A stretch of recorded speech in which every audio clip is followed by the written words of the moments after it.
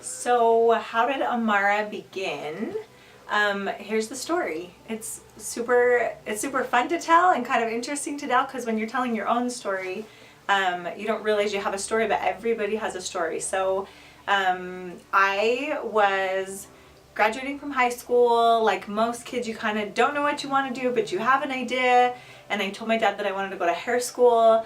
And he just said, let's try a semester of college first.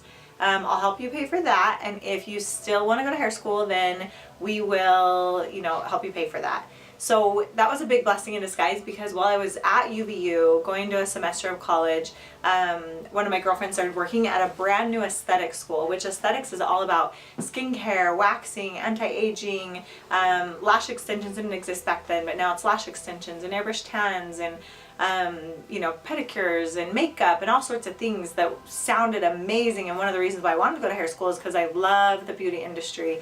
I loved making people feel great. I loved doing my friends' hair and makeup for dances. I liked just making people feel beautiful at a young age. And I didn't know back then that that's what I loved, but I always gravitated towards that. I always worked in retail jobs where I could help dress people. So I just have this innate like sense of just being in the industry before I even knew I wanted to be in it. And so anyways, when my girlfriend started working at this aesthetic school, she said, this is what you need to do. So when I told my dad that, he thought it was even more hokey than hair school, because nothing existed like that. He didn't even know what it was. But from the minute I kind of learned about what it was, I knew that that is what I wanted to do.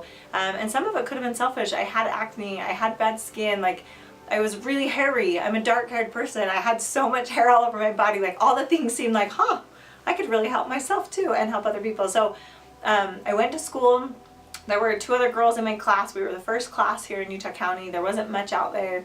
But it was so amazing, and we didn't have all the tools in the world. Like our teacher was awesome, but again, like it was brand new. But I think whenever you have passion for something, you'll figure out how to make it work, and you'll figure out how to learn what you need to learn, even if you don't learn it all in school.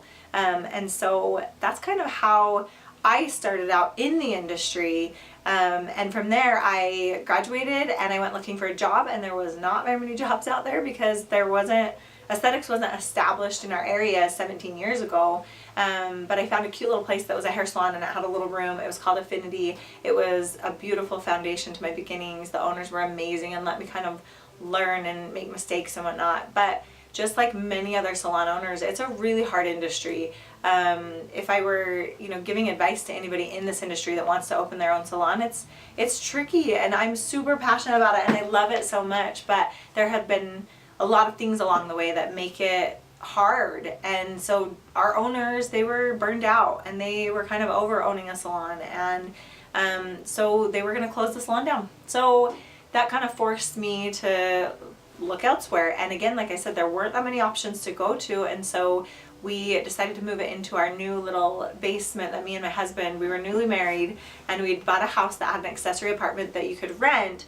But instead of renting it, we thought, hey, we could get a business license that has a separate entrance. Like, let's do this, because there's not really anywhere else for you to go work. And so that's what we did. So then we found a name, and we had actually a hard time finding a name. Back then you wanted to be an A because you wanted to be in the phone book. Now I know that doesn't even exist. Everything is just like online and Google and social media and stuff. But we found a name in a baby name book that my sister showed me, and it was Amara, and it means beauty, and in a different language. And so we thought, oh, perfect, like let's just use that name. That's great. It starts with an A. It's pretty. We're just in the basement of our house. It's great. So we did that, and we just continued to kind of flourish. And it was in the ghetto. We had curtains that my sister sewed for me that we went and bought fabric at Walmart for $1. Like, we had to be really budget conscious, but I think the one thing that we always had going for us is, again, like my number one care was that we just served our guests, made them feel like $1 million, and just did everything that we could to help them to leave feeling better than when they come in, fixing a problem with whatever it was, being a friend, building relationships and whatnot. And so we were able to continue to be successful. When I say we, my sister Tessa was apprenticing with me at the time when kind of the transition of my owners closing down, us moving to my house happened, and then she worked with me. And from there, it just kind of grew. And I think the journey, although it has been lots of ups and downs and lots of passion. Whenever you're a passionate person too, I think you do have a lot of ups and downs. And for anyone watching this that's a business owner, no matter what, your journey has so many things that are amazing and wonderful, and it kind of is what shapes you and you know, creates the path for you. And there's hard things that you have to get over, there's triumphs that you get to experience and whatnot. And so that was kind of our journey. We kept experiencing, you know, growth and change and amazing things and hiring more people and hard stuff and learning and growing and whatnot. And so after about 2 years in that basement, we were able to build a new home, and we put it in that basement and built a beautiful facility, again with a separate entrance and our business license and all those things. We've always believed in doing everything the right way, paying our taxes and doing a lot of stuff that a lot of people in this industry just aren't willing to do. And so again, it just kind of flourished from there. And because of my background in retail and then being an esthetician, in the first basement we started with like local clothing and products and stuff, and we had the skincare and makeup and stuff, and so we just kept growing this whole model of let's do everything that we can to give everyone every piece of the puzzle, so that guests come in and they can get their hair and their nails and their skincare and their Botox, as well as their outfit and their gifts, and just kind of that whole encompassing process of looking and feeling beautiful and getting what you need. So from the basement at the second house, we grew out of that really quick. We had like 10 employees. I'm sure our neighbors were so nice, but they probably were super frustrated with all the cars that came and went, and it was time for us to expand again. And so we did. And so we expanded here in 2009 at our Orem location. And that was a big scary risk. It was during the recession.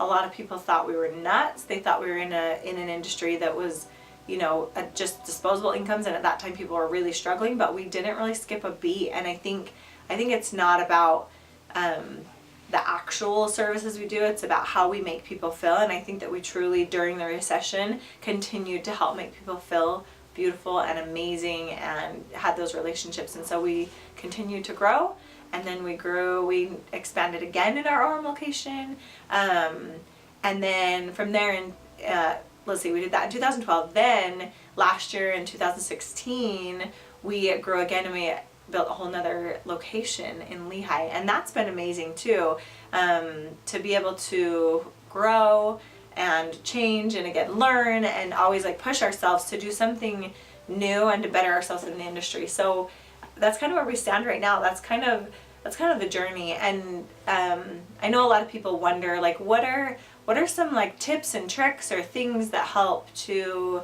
make you a successful company and help to make you who you are, or that have that you built your foundation on. And I think if you ask me at different points through the year, I might have, you know, a couple different things to say, because whenever you're going through a journey, you're reflecting on something or whatnot. But I always go back to that foundation. I would say, number one, you have to be passionate about what you're doing, no matter what it is that you're in. If you are a veterinarian, you have to be passionate about animals. If you love the tech industry, you have to be passionate about software and coding and like what that can do, and be a visionary in that realm.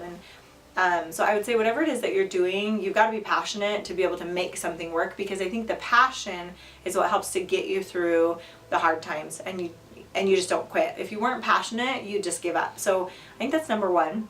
Number two, I think that you have to always be willing to take risks.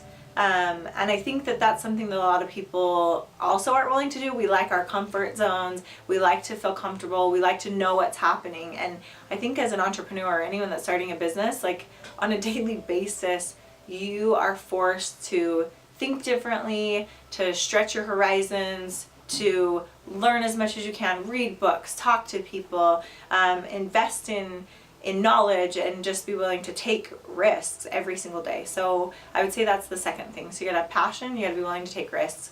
Another thing that I think is really important is to never let your roots fade away. And no matter what, as a business, you're always having to like change and evolve and do things differently to evolve with the times, right? Like if we weren't using the internet right now or doing those things, like we would be dinosaurs. So we have to change and evolve, even though we didn't have that 17 years ago or 13 years ago or social media.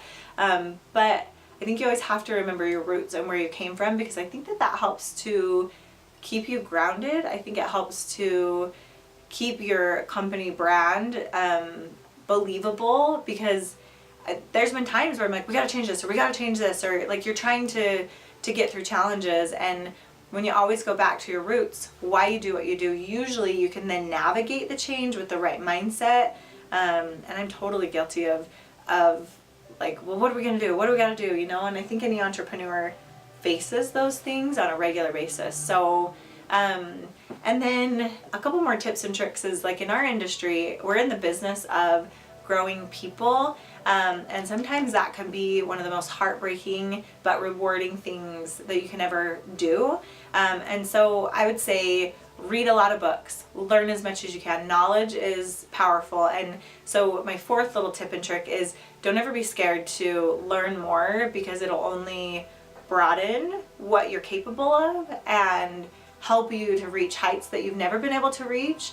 And I think that that's been a tip or trick that has helped. And then if I were to say one last thing, don't let yourself get discouraged for too long. Let yourself be human, let yourself feel. But again, don't let yourself fall trap to yourself. I think having a positive outlook, a vision, something that you can look to is so important. And again, that goes back to remembering your roots, having passion, and all those things that I just talked about. But I think that being a business owner, no matter what business you're in, I'm not going to say only beauty, I think anything that you're doing where you're trying to create something that doesn't exist already can be discouraging at times. But if you can look to the people around you that can help you, if you can learn more, if you can remember your passion, remember your roots, I think that you can get through really anything, and you'll always find a way. So those are kind of my tips and tricks and the journey of Amara. And I hope that was fun to listen to. I hope that you learned something that can help you, because I love listening to other people and learning from them. So thank you.